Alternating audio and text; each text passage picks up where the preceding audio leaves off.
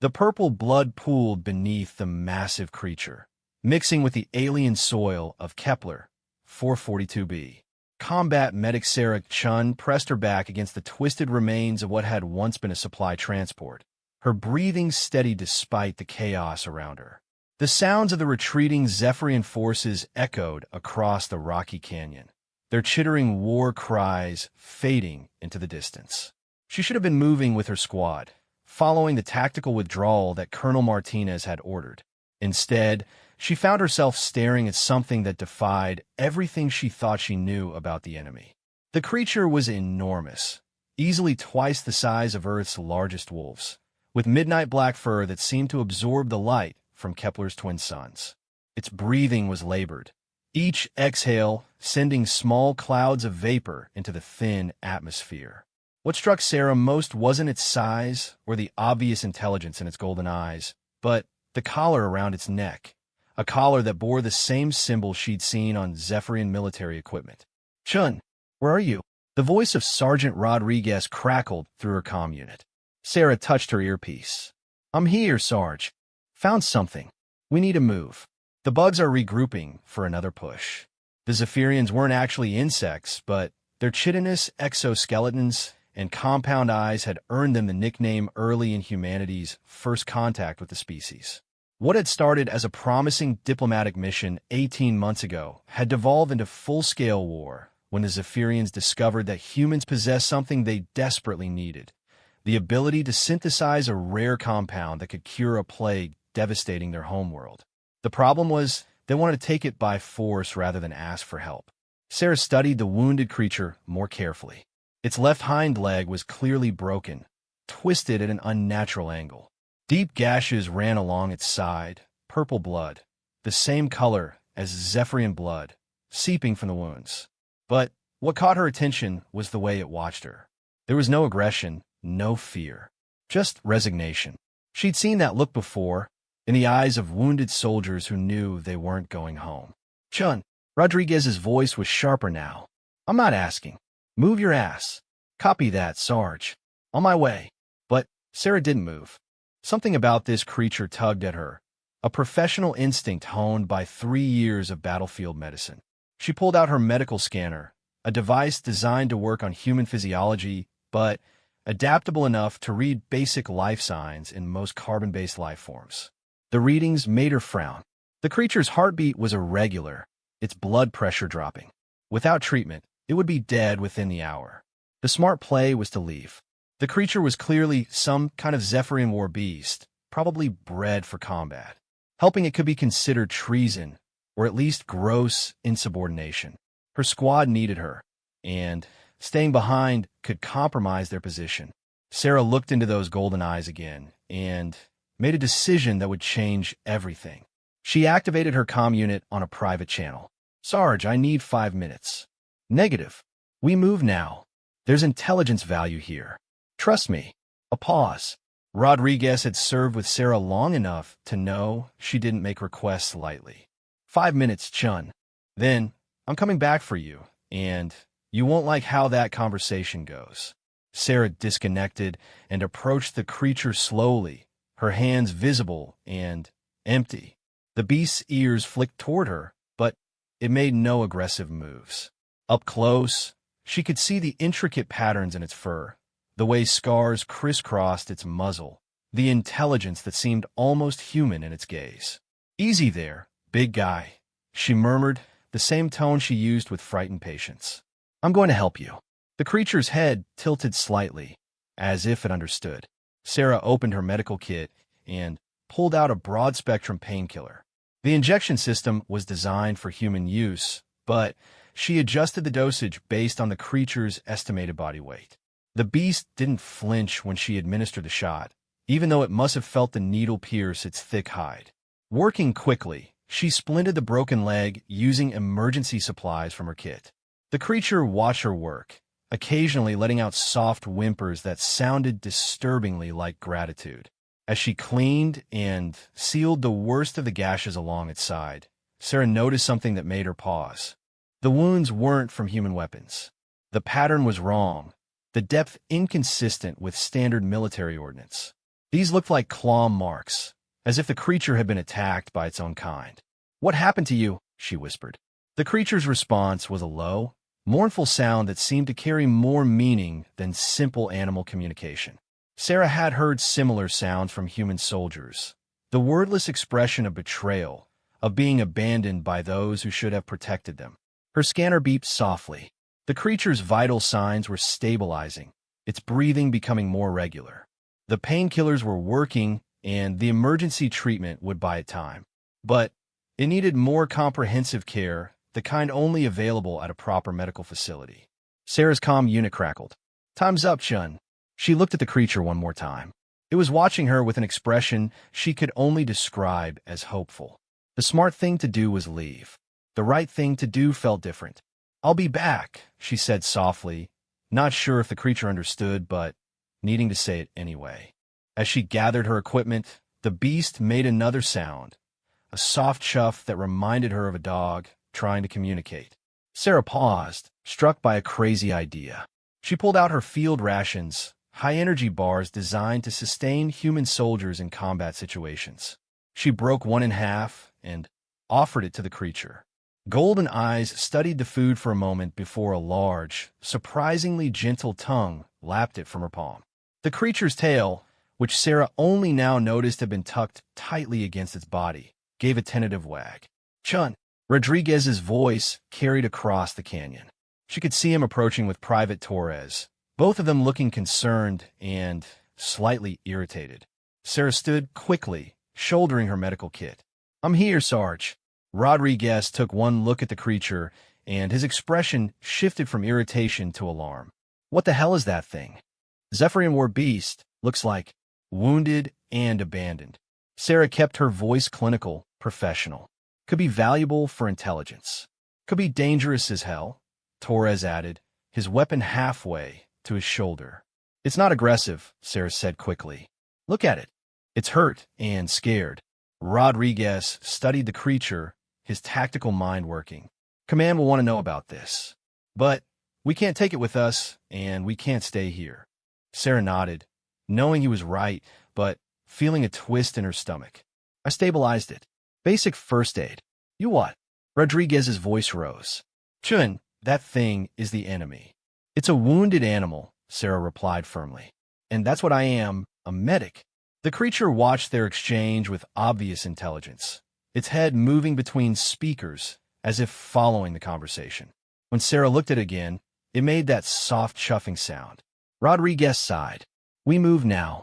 Command can decide what to do about this." As they prepared to leave, Sarah felt a tug on her equipment belt.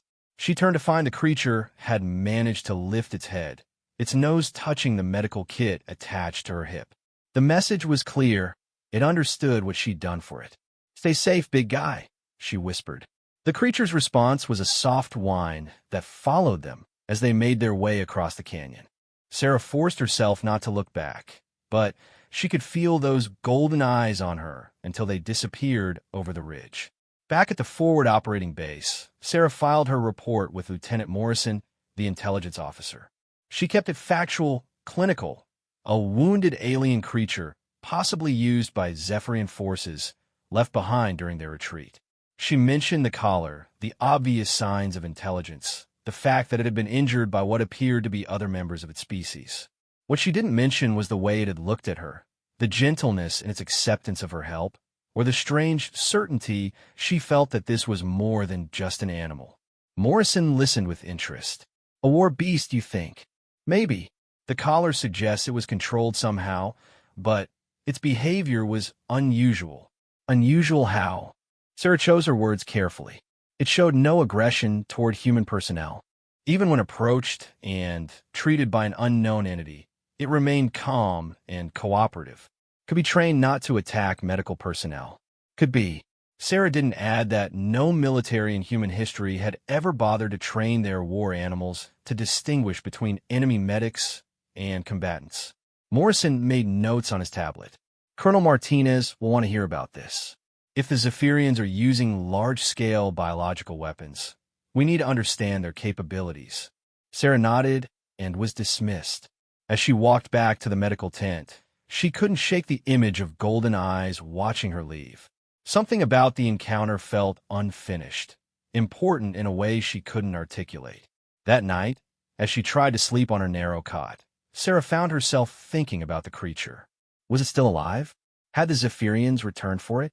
The questions nagged at her, making rest impossible. Around midnight, she gave up on sleep and stepped outside the medical tent. The base was quiet except for the usual night watch, guards making their rounds under the strange light of Kepler's binary star system. Sarah looked toward the canyon where they'd made contact with the enemy, knowing the creature was somewhere out there in the darkness. Couldn't sleep either? Sarah turned to find Dr. Elizabeth Reeves approaching, the base's chief medical officer. Dr. Reeves was a veteran of humanity's expansion into space, having served on 3 different colonial worlds before the war brought her to Kepler 442b. Just thinking about today's mission, Sarah replied. Dr. Reeves joined her, following her gaze toward the canyon. Rodriguez mentioned you found something interesting out there. Sarah hesitated. Dr. Reeves had a reputation for being unorthodox, but brilliant, the kind of doctor who saw connections others missed. A wounded creature, possibly Zephyrian military.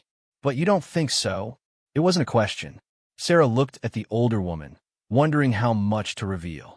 The wounds weren't consistent with combat damage, and its behavior was unexpected.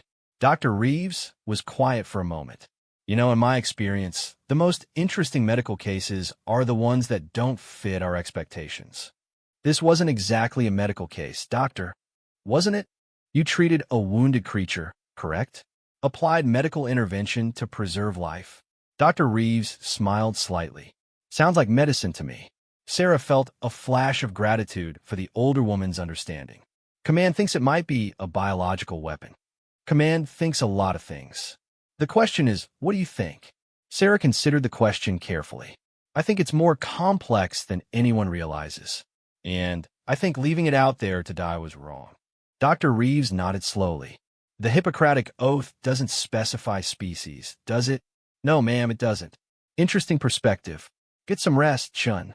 Something tells me this situation isn't over yet. As Dr. Reeves walked back toward her quarters, Sarah remained outside, staring at the stars.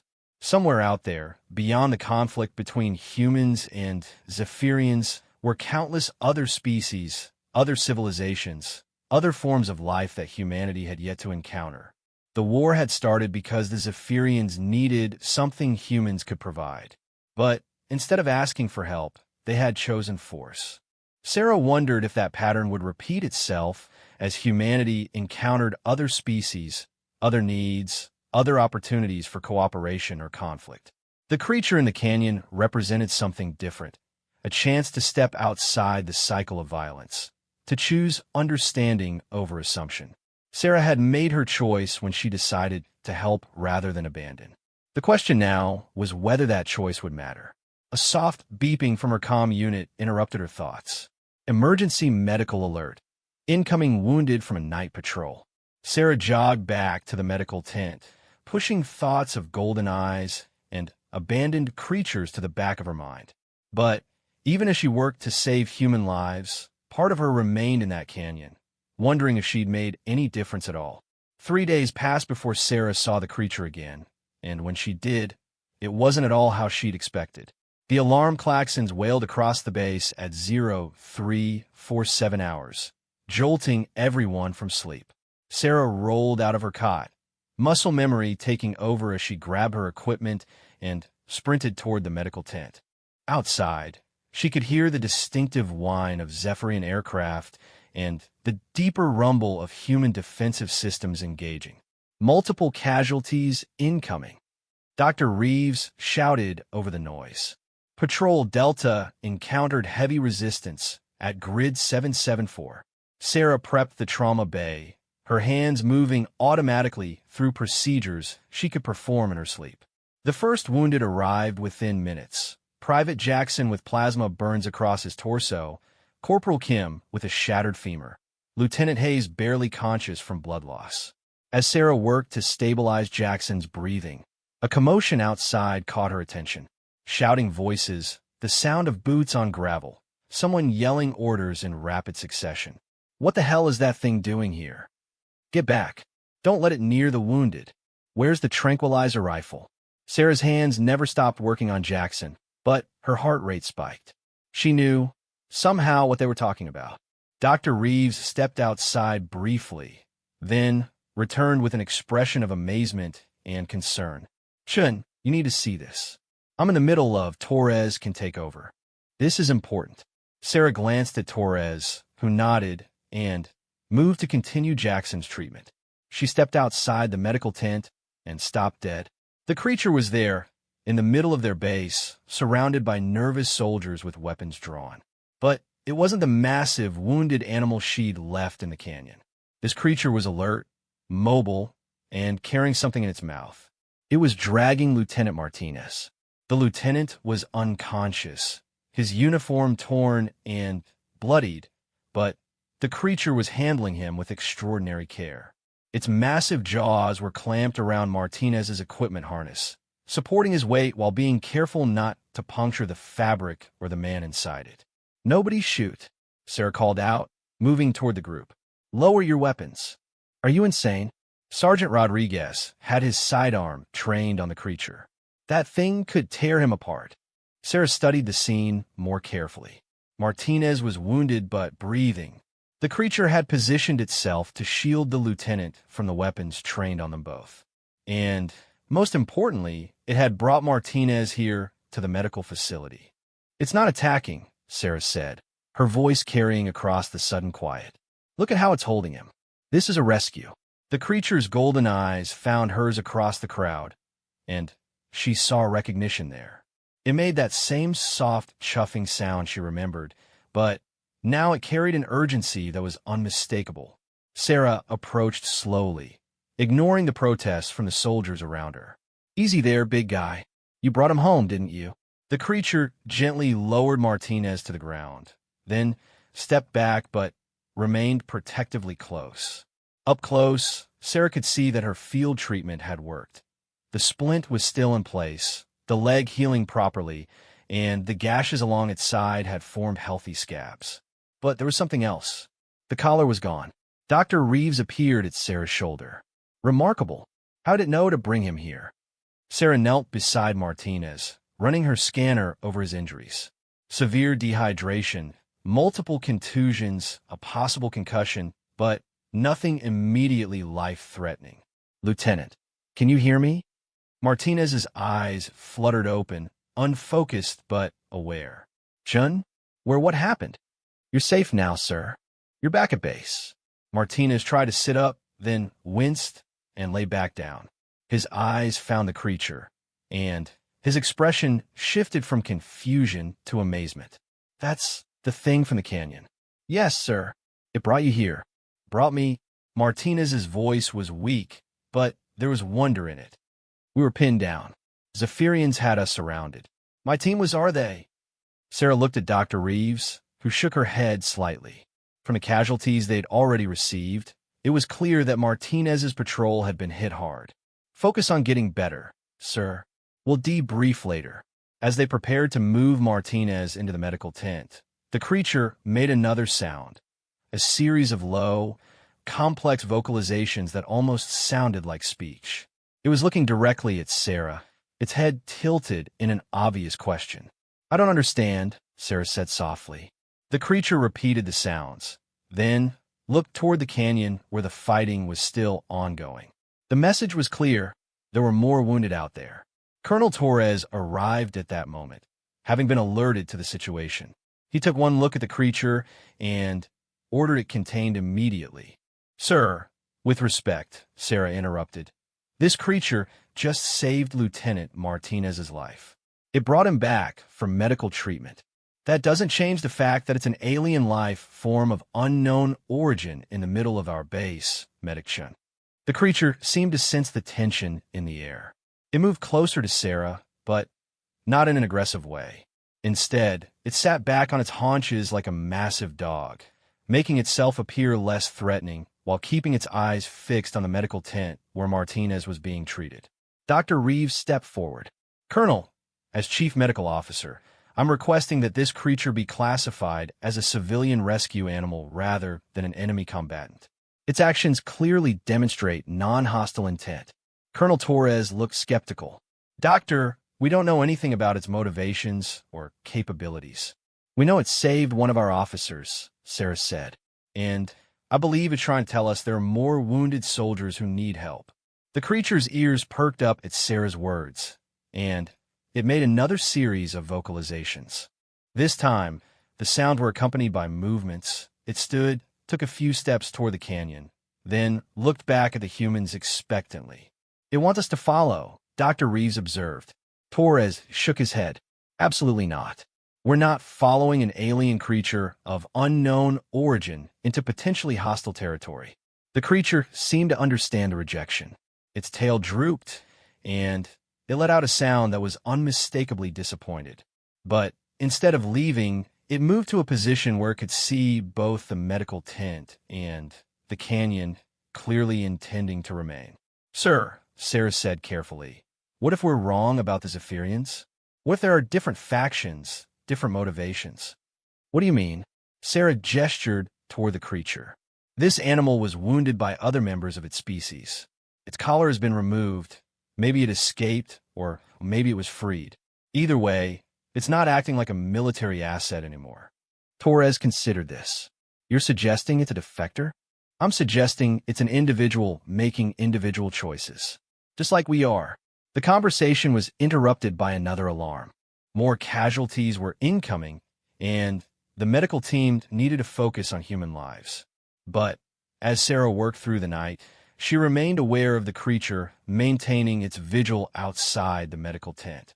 Each time she stepped outside for supplies or fresh air, she found it in the same position, alert, watchful, and protective. When other soldiers approached the medical area, the creature would tense slightly, but never showed aggression. It seemed to understand that this was a place of healing, and that its role was to guard rather than fight.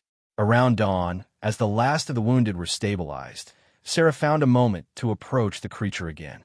It had been over 12 hours since it arrived, and it showed no signs of leaving. You're staying, aren't you? She said softly. The creature's response was a gentle nuzzle against her shoulder, careful not to knock her over despite its size. The gesture was so dog-like, so familiar, that Sarah found herself scratching behind its ears without thinking. The creature leaned into the contact, making a sound that was unmistakably a purr. Dr. Reeves appeared beside them. Fascinating. Its social behaviors are remarkably similar to Earth pack animals. But more complex, Sarah noted. It understands cause and effect, makes strategic decisions, communicates intent. This is definitely a sapient species, which raises significant questions about the Zephyrians and their relationship with these creatures. Sarah nodded. If they're enslaving sapient beings, that changes everything about this conflict. The creature seemed to sense they were talking about important matters. It sat up straighter, focusing on their conversation with obvious interest. When Sarah paused, it made a series of vocalizations that carried different tones and inflections. It's trying to tell us something, Sarah realized. Something important. Dr. Reeves pulled out her tablet and activated the recording function. Go ahead, make the sound again. The creature repeated its vocalizations, this time looking directly at the recording device. When it finished, it looked at the humans expectantly. We'll study this, Dr. Reeves promised. Try to understand what you're telling us. Colonel Torres approached again, having observed the interaction from a distance. His expression was thoughtful rather than hostile. Doctor, I want a full medical and behavioral assessment of this creature. If it's going to remain on base, we need to understand its capabilities and intentions. Understood, sir. Torres looked at Sarah. Good work out there, Chun. Your instinct was right. This creature has provided valuable intelligence just by being here. As Torres walked away, Sarah felt a sense of vindication. But more than that, she felt the beginning of something unprecedented, a genuine connection between species that transcended the brutal conflict raging around them. The creature pressed its head against her hand again, and Sarah realized that whatever happened next, there was no going back. The war between humans and Zephyrians had just become much more complicated. But perhaps she thought as she watched the sunrise paint the alien sky in shades of orange and purple, it had also become more hopeful. The breakthrough came on day 7, but not in the way anyone expected. Sarah had been working with Dr. Reeves and the base's xenolinguistics specialist, Lieutenant Cooper, to decode the creature's vocalizations. They'd made some progress identifying emotional context and basic intent, but the complexity of the sound suggested a sophisticated communication system that would take months to fully understand. The creature, whom Sarah had privately started calling Fenrir after the Norse wolf of legend, had integrated surprisingly well in a base life. It had claimed a spot near the medical tent where it could observe all approaches, and the soldiers had gradually grown comfortable with its presence. Some had even started bringing it scraps from their meals, though Fenrir seemed to prefer the high-protein ration Sarah had first offered it. What really impressed everyone was Fenrir's apparent understanding of medical protocols. It would move aside when emergency cases arrived, position itself to help carry stretchers when needed, and had even learned to fetch specific medical supplies when shown what was required. It's not just intelligent, Dr. Reeves had observed. It's adaptive. This creature is learning our systems and integrating itself into our operational structure. But on the 7th day, everything changed. The alert came at 1,400 hours. A Zephyrian diplomatic vessel requesting permission to land. After months of pure warfare, the enemy wanted to talk. Colonel Torres gathered his senior staff in the command tent. Sarah wasn't normally included in such meetings, but her unique experience with Fenrir had made her the base's unofficial expert on non-human psychology. They're requesting safe passage for a single representative, Torres explained. No weapons, minimal escort, specifically asking to discuss matters of mutual concern regarding stolen property. Stolen property? Lieutenant Cooper frowned. What could they be referring to? Sarah felt a chill. Fenrir, Torres nodded grimly.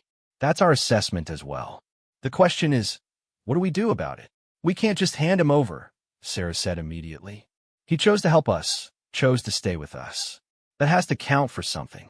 From a legal standpoint, we don't even know if this creature has rights under interstellar law, Torres replied. If it was Zephyrian military property, sir, with respect, Fenrir isn't property. He's a sapient being making independent choices. Dr. Reeves leaned forward. There's another consideration, Colonel. This creature has been exposed to classified medical procedures, base security protocols, and military intelligence. If the Zephyrians reclaim it, they gain access to significant strategic information. Torres rubbed his temples. The political implications were staggering. Returning Fenrir might be seen as weakness or acknowledgement of Zephyrian legal authority. Keeping him could be interpreted as an act of aggression or theft. When do they want to meet? He asked finally. Tomorrow at noon. Landing Zone 7, with a security perimeter but no active weapons. Agreed. But I want full medical and security teams present. And Chun. Torres looked at Sarah. I want you and the creature there. If this is about him, he should have a voice in the decision. Sarah nodded, though she wasn't sure how to give Fenrir a voice in a diplomatic negotiation. That evening, Sarah sat with Fenrir outside the medical tent, trying to explain what was happening. She knew he didn't understand her words, but his emotional intelligence was remarkable, and he always seemed to grasp the essence of what she was trying to communicate. They're coming for you tomorrow, she said softly, scratching behind his ears. Your original people. I don't know what they want, but Fenrir made a low sound, almost like a question. I won't let them hurt you. I promise. The creature pressed closer to her, and Sarah realized how much this alien wolf had come to mean to her. It wasn't just about species solidarity or medical ethics anymore. Somewhere along the way, Fenrir had become family. Lieutenant Cooper approached them, carrying his translation equipment. Mind if I join you? I've been working on something. Sarah gestured for him to sit. Cooper had been the most dedicated researcher when it came to understanding Fenrir's communication methods. I think I've identified some basic concepts, Cooper said, activating his tablet. Watch this. He played a recording of Fenrir's vocalizations, then highlighted specific sound patterns on a visual display. These clusters seemed to correspond to pack-related concepts: family, loyalty, protection. And these, he highlighted different patterns. These only appear when Fenrir is referring to humans or human activities. He has different words for us. More than that, the tonal patterns suggest positive associations. When Fenrir talks about humans, the sounds carry the same emotional markers as when he talks about pack family. Sarah looked at Fenrir, who was watching the tablet with obvious interest. He thinks of us as family. It appears so, which makes tomorrow's meeting even more significant. They were interrupted by the sound of approaching footsteps. Dr. Reeves emerged from the medical tent, her expression troubled. "Sarah, I need to show you something. Cooper, you should see this too." They followed her into the tent, Fenrir padding along behind them. Dr. Reeves led them to her workstation, where several medical scans are displayed on her computer screen. "I've been analyzing the blood samples we took from Fenrir when he first arrived. The results are disturbing." Sarah studied the display. "What am I looking at?" "Genetic markers. Fenrir's DNA contains clear evidence of artificial modification. This isn't a natural species. It's been engineered." The implications hit Sarah like a physical blow. Engineered how? Enhanced intelligence, increased physical capabilities, modified social behaviors. Someone took a base species and turned it into— Dr. Reeves paused, choosing her words carefully. "Into a perfect soldier." Cooper leaned closer to the screen. "The Zephyrians created them." "Almost certainly. But there's more." Dr. Reeves pulled up another display.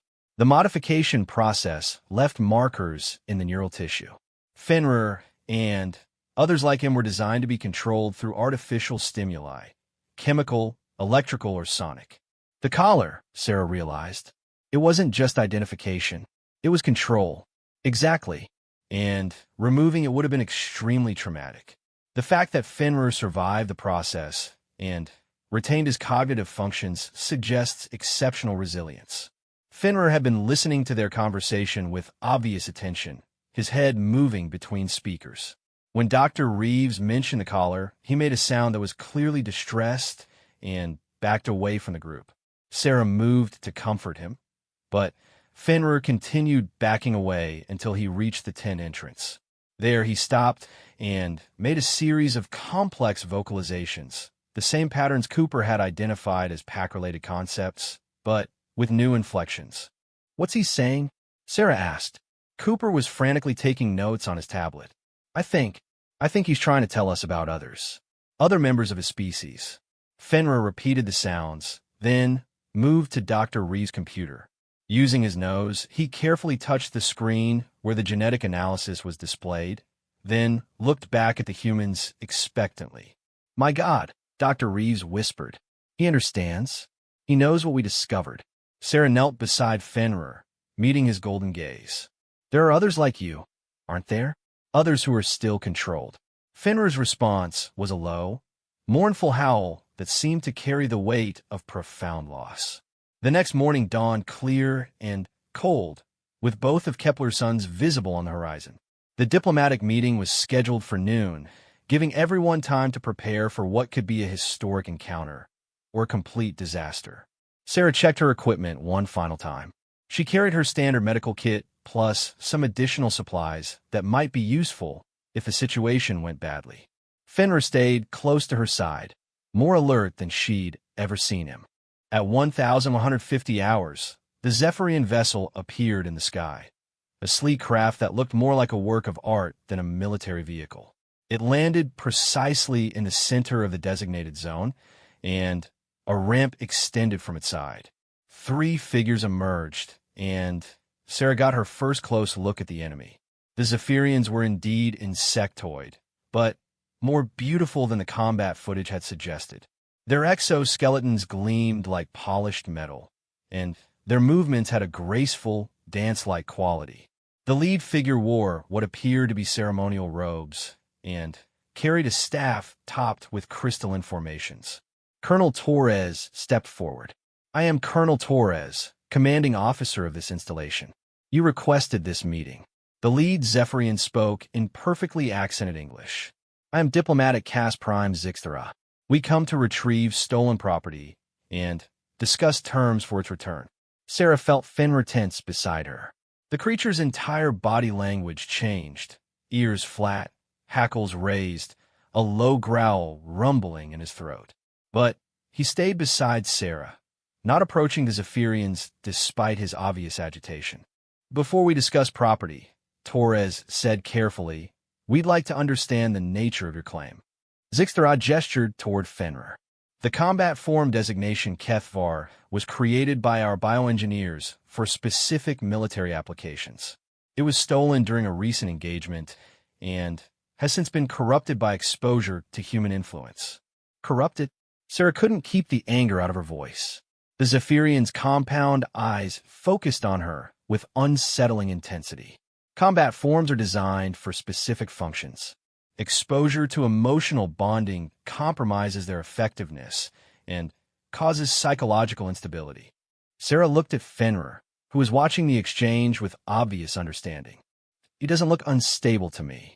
You are not qualified to assess combat form psychology, human. Actually, I am. Dr. Reeves stepped forward. I'm a xenobiologist with 15 years of experience in interspecies psychology. And this individual shows no signs of instability, quite the opposite. Zixthara's staff clicked against the ground in what Sarah interpreted as irritation. The combat form will be returned to proper conditioning. The psychological damage can be corrected. Damage? Sarah's voice rose. You mean his ability to make independent choices? His capacity for loyalty and affection? Precisely. These traits interfere with combat effectiveness. The conversation continued, but Sarah found herself focusing on Fenrir's reactions. Every time Zixthara spoke about conditioning or combat effectiveness, Fenrir's agitation increased. When the Zephyrian mentioned correcting psychological damage, Fenrir actually whimpered, a sound of genuine fear. Sarah made a decision that would define the rest of her life. Fenrir, she said clearly, loud enough for everyone to hear. Do you want to go with them? The alien wolf looked at her, then at the Zephyrians, then back at her. His answer was unmistakable. He moved closer to Sarah and sat down, pressing against her leg in a clear statement of choice. Zixthara's robes rustled with what sounded like anger. Combat forms do not make choices. They follow programming. This one does, Sarah said firmly. And he's choosing to stay with us. The diplomatic meeting had just become something much more dangerous. A confrontation over the fundamental nature of consciousness, choice, and freedom.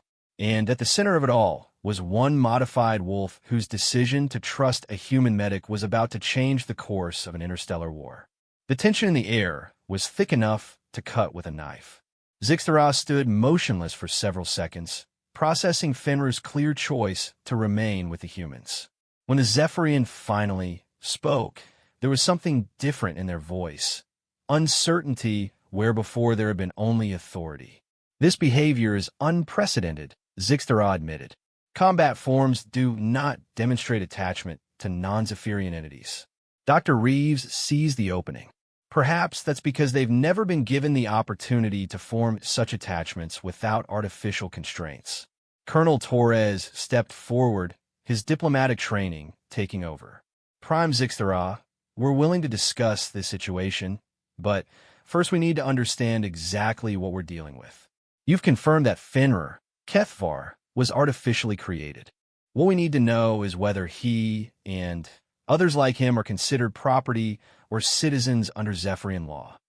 The question hung in the air like a challenge. Sarah held her breath, realizing that the answer would determine not just Fenrir's fate, but potentially the entire moral framework of the ongoing conflict. Zixthara's staff tapped against the ground in what Sarah was beginning to recognize as a nervous gesture. Combat forms occupy a unique legal category. They are neither property nor citizens in the traditional sense. Then what are they? Sarah asked. They are tools. Sophisticated tools designed for specific purposes. The word tools sent a wave of anger through the human delegation, but it was Fenrir's reaction that truly shocked everyone. The alien wolf stood up slowly, looked directly at Zixtra, and spoke. Not in the complex vocalizations he used with humans, but in clear, accented English. "I'm not a tool." The silence that followed was deafening. Even the Zephyrians seemed stunned by this development.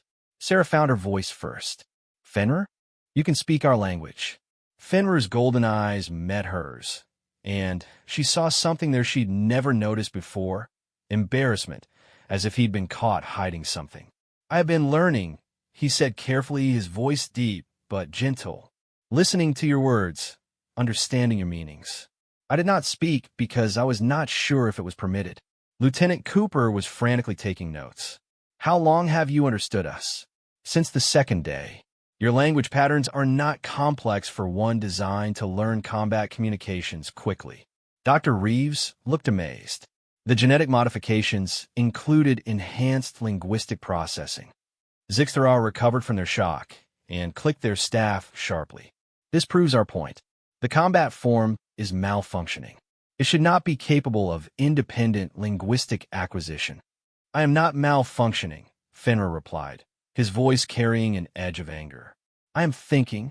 I am choosing. I am becoming more than what you made me to be." Sarah felt a surge of pride in her alien friend, but also a growing concern about where this confrontation was heading. Colonel Torres tried to regain control of the situation. "Prime Zixtra, given this new development, I think we need to approach this discussion differently. Fenrir has demonstrated sapience, independent thought, and personal agency. Under human law, that makes him a person, not property. Human law does not apply to Zephyrian creations," Zixtra replied, but there was less certainty in their voice now. Fenrir stepped forward, positioning himself between the humans and Zephyrians. "What of Zephyrian law? What does it say about beings who can think, choose, speak for themselves?" The question was clearly not one Zixtra had expected to face. The Zephyrian consulted briefly with their companions before responding. "Zephyrian law recognizes personhood based on cognitive capacity and social integration. However, combat forms are specifically excluded from such considerations due to their artificial origin. So you created us to be people, then declared that we cannot be people because you created us," Fenrir said. His understanding of logical paradox was remarkably sophisticated. "This seems convenient for you." Sarah realized they were witnessing something historic, the first philosophical debate between species about the nature of artificial consciousness and the rights of created beings. Dr. Reeves joined the discussion. "Prime Zixtra, from a scientific perspective, origin doesn't determine consciousness. Whether a being evolved naturally or was engineered artificially, if they demonstrate self-awareness, emotional capacity, and independent thought, they meet the criteria for sapience." Furthermore, Lieutenant Cooper added, "Fenrir has shown the ability to form social bonds, learn new concepts, and make moral decisions. These are hallmarks of personhood in any legal system." Zixtra's posture shifted slightly.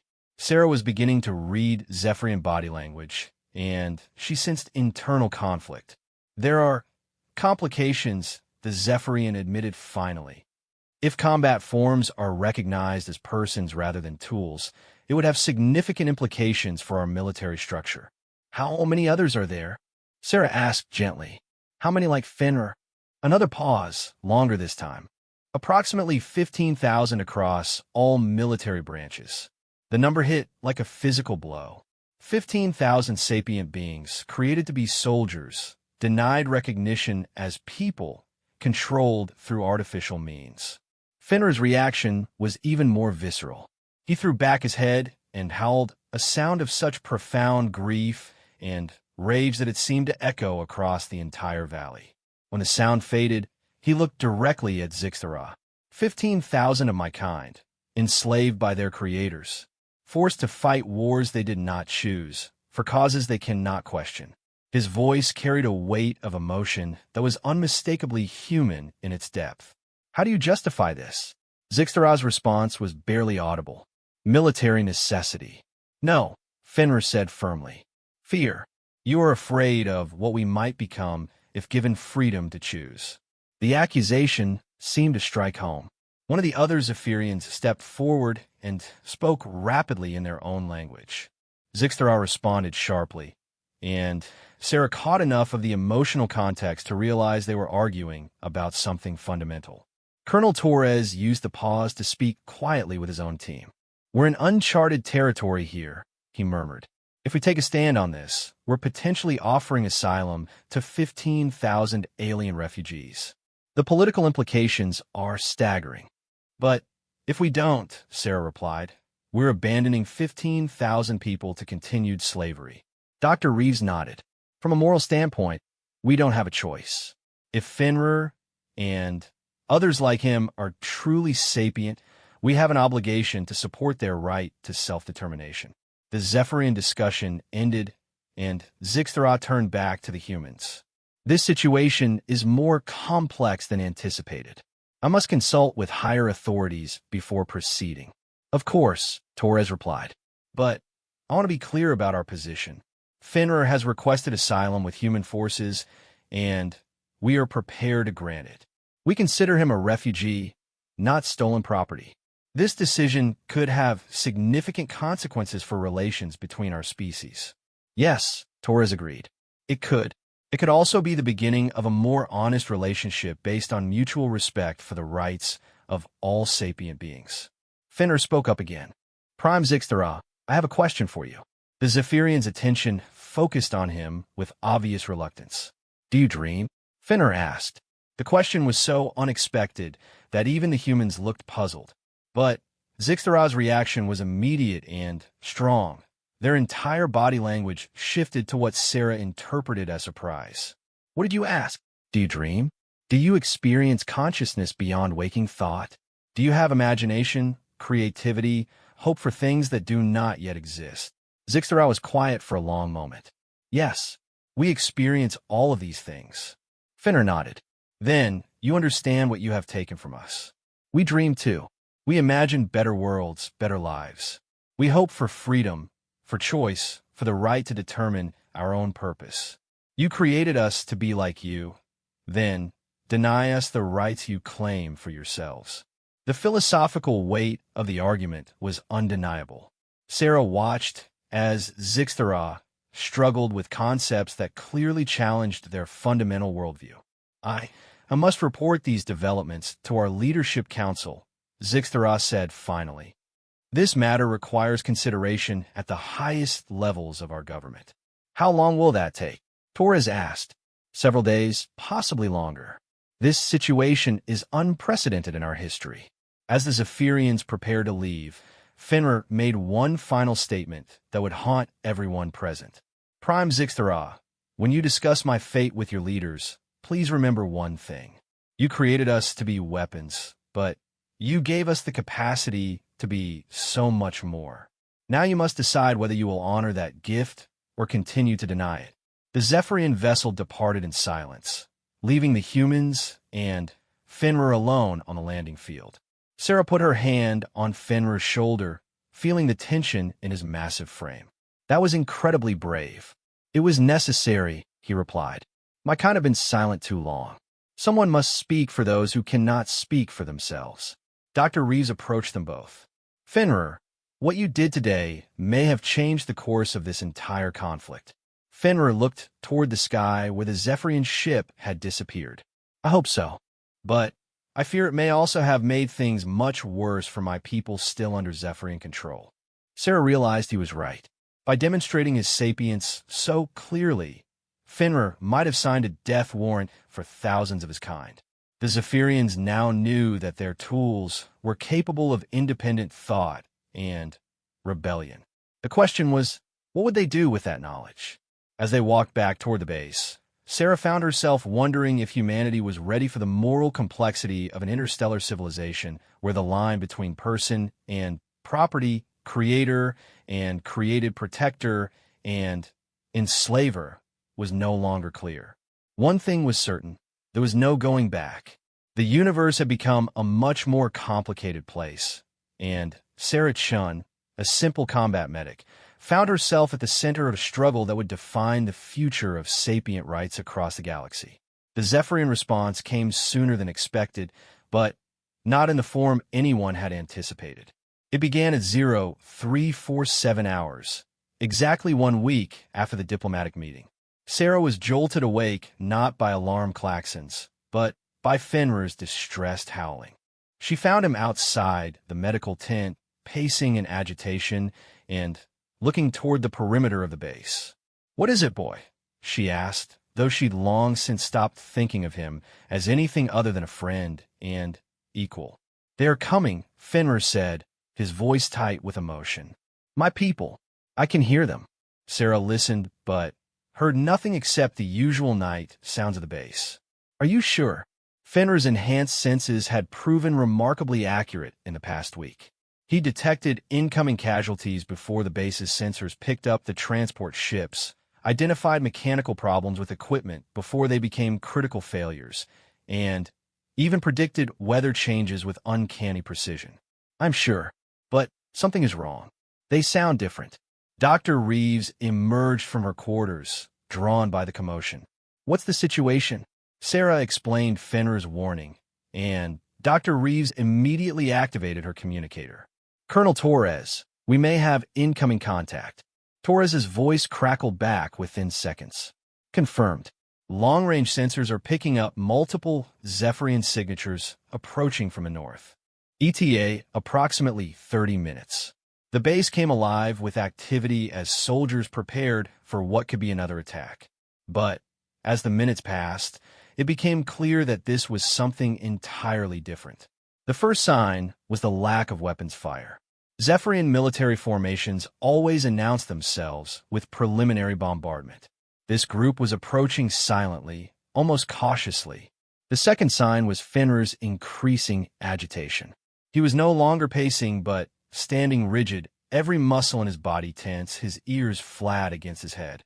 "Sarah," he said quietly, "I need you to understand something. What is coming? It may be more than your people are prepared for." Before Sarah could ask what he meant, the perimeter guards reported visual contact. What they described made everyone stop what they were doing. It wasn't a military formation. It was a group of beings like Fenrir, dozens of them, moving through the darkness in loose formation. But unlike Fenrir, these creatures moved with mechanical precision, showing no individual variation in their gait or behavior. Colonel Torres activated the base-wide communication system. All personnel maintain defensive positions but hold fire unless directly threatened. Dr. Reeves and Medic Chun report to the main gate immediately. Sarah grabbed her medical kit and jogged toward the perimeter with Dr. Reeves and Fenrir. What she saw there made her heart sink. Nearly 50 creatures like Fenrir stood in perfect formation just outside the base perimeter. They were magnificent, powerful, intelligent-looking beings who should have been symbols of strength and independence. Instead, they stood motionless, their eyes vacant, each wearing the same type of collar Fenrir had arrived with. "My God," Dr. Reeves whispered, "they're all controlled." Fenrir let out a sound of pure anguish. "My pack, my family, look what they have done to them." At the front of the group stood a single Zephyrian, not Zixthara, but someone in military dress whose presence radiated authority and menace. Colonel Torres approached the gate, flanked by his security team. The Zephyrian stepped forward and spoke in accented English. "I am Military Caste Prime Vaktar. We have come to demonstrate the futility of your position regarding combat form Kethvar." "Our position," Torres replied carefully, "is that Fenrir is a sapient being with the right to determine his own fate. Your position is incorrect. Observe." Vaktar produced a device from their robes and activated it. Immediately, the entire pack of controlled wolves began moving in perfect synchronization, sitting, standing, turning left, turning right, as if they were a single organism with multiple bodies. Sarah felt sick watching the display, but it was Fenrir's reaction that truly broke her heart.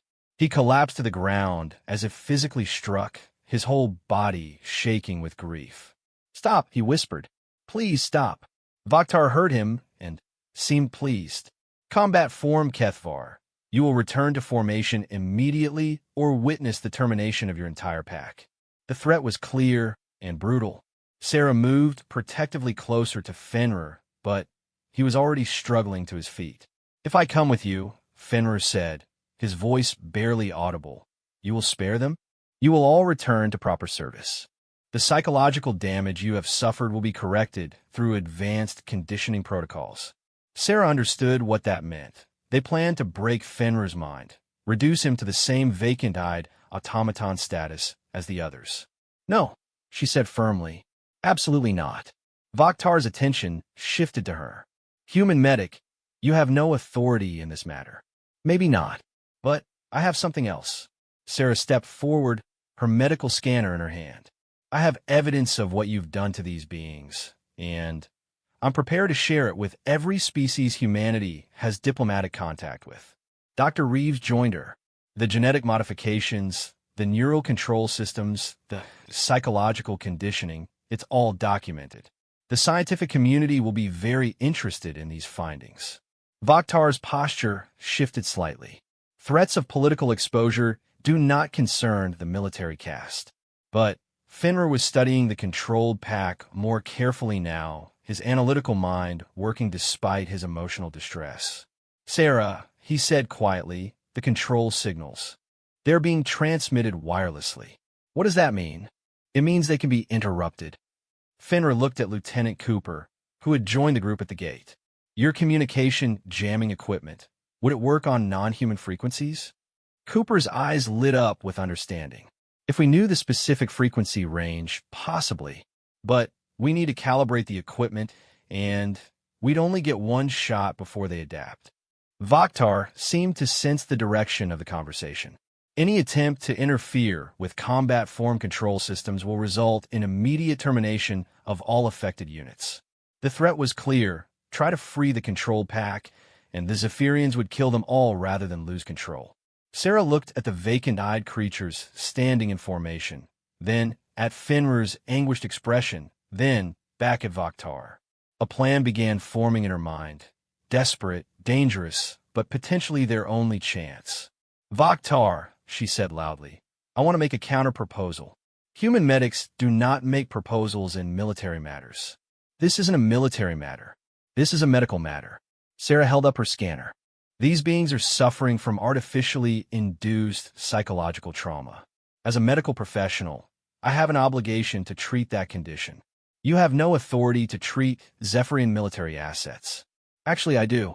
Under the Galactic Medical Neutrality Accords, medical personnel have a right to provide emergency treatment to any sapient being in distress, regardless of political or military status." Dr. Reeves caught on immediately. "That's correct. The Accords specifically prohibit interference with emergency medical intervention." Vakhtar was quiet for a moment, clearly consulting some kind of database or legal reference. "The Galactic Medical Neutrality Accords do not apply to artificial beings. But they do apply to sapient beings," Sarah replied. "And Fenrir has already demonstrated that he and others like him meet the criteria for sapience. Are you prepared to argue that point in front of a galactic tribunal?" The legal maneuvering was buying them time, but Sarah knew it wouldn't last long. She needed to get closer to the control pack, needed to understand exactly how the control system worked. "I'm going to conduct a medical assessment," she announced, stepping toward the gate. "You will not approach the combat forms," Vakhtar ordered. "I will," Sarah replied firmly. "And if you prevent me from providing emergency medical care to beings in distress, you'll be violating interstellar law." She began walking toward the controlled pack, her heart pounding, but her steps steady. Behind her, she could hear Colonel Torres quietly ordering his soldiers to ready their jamming equipment. As she approached the nearest controlled creature, Sarah could see the subtle signs of the neural interference: slight tremors, irregular breathing, the glazed look of enforced compliance. Up close, the resemblance to Fenrir was unmistakable, but the personality, the individual spark that made Fenrir who he was, had been artificially suppressed. She reached out slowly and touched the creature's shoulder. For just a moment, its eyes cleared, and she saw a flash of awareness, of confusion and fear. "I know you're in there," she whispered. "Hold on." Vaktar activated their control device, and the creature's eyes went vacant again. But Sarah had seen enough. The consciousness wasn't gone. It was just buried under layers of artificial compulsion. "The neural pathways are intact," she called back to Dr. Reeves. "The suppression is chemical and electrical, not surgical," which meant it could potentially be reversed. Sarah began moving through the pack, taking readings with her scanner, documenting the medical evidence of abuse and control. Each creature she examined showed the same pattern: suppressed, but not destroyed consciousness. As she worked, Fenner began speaking to his pack mates in their own language, the complex vocalizations Sarah had first heard in the canyon. The controlled creatures couldn't respond, but she noticed their ears perking up, subtle signs that they were hearing and understanding. "Ketvar, c'est une autorisée communication, Vaktar ordered." Fenrir ignored him and continued speaking, his voice carrying across the entire pack. Sarah didn't understand the words, but the emotional content was clear: comfort, hope, love, and promise. Vaktar raised their control device, clearly intending to punish Fenrir through the pack, but before they could activate it, Lieutenant Cooper's voice rang out from the base communications array. "Colonel, I've isolated the control frequency. Ready to initiate jamming on your command." The standoff had reached its critical moment. In the next few seconds, Sarah realized they would either free 50 enslaved, sapient beings or witness their execution. She looked back at Fenrir, who met her gaze with golden eyes full of determination and trust. He nodded slightly, giving her permission to make the choice that would determine all of their fates. Sarah took a deep breath and made the decision that would define the rest of her life. "Cooper," she called out, "jam the signal." The next 30 seconds changed the course of galactic history. The moment the jamming field activated, the controlled pack erupted into chaos. 50 intelligent beings suddenly regained full consciousness, remembering everything that had been done to them, everything they'd been forced to do under Zephyrian control. Some howled in anguish. Others collapsed from the psychological shock. A few immediately turned on Vaktar with rage that had been suppressed for months or years. But most looked around in confusion until they saw Fenrir. And then something beautiful happened. Recognition, joy, relief, the emotional reunion of a family separated by artificial means. Vaktar, realizing they had lost control, activated what Sarah assumed was a termination signal. But the jamming field blocked that as well, and instead of dying, the freed pack began moving toward the base in a formation of their own choosing. Not mechanical precision, but the natural coordination of a group choosing to act together. "You have violated Zephyrian military authority," Vaktar said, but their voice lacked its earlier confidence. "We have provided medical treatment to beings in distress," Dr. Reeves replied. "Nothing more, nothing less." Colonel Torres stepped forward. "Prime Vaktar, I'm prepared to offer asylum to any of these individuals who choose to request it. Under human law, they're now refugees, not military assets." The freed pack had gathered around Fenrir, creating a protective circle that included Sarah and the other humans. When Vaktar demanded their return, the response was unmistakable. 50 voices raised in unified rejection. They had chosen freedom. As the Zephyrian retreated to consider their next move, Sarah found herself surrounded by grateful, intelligent beings who had been given back their lives. The war between humans and Zephyrians was far from over, but it had just become a very different kind of conflict. It was no longer just about territory or resources. It had become a struggle for the fundamental rights of all sapient beings, regardless of their origin. And Sarah Chun, a combat medic who had simply chosen to help a wounded creature, had become the catalyst for a revolution that would reshape the galaxy.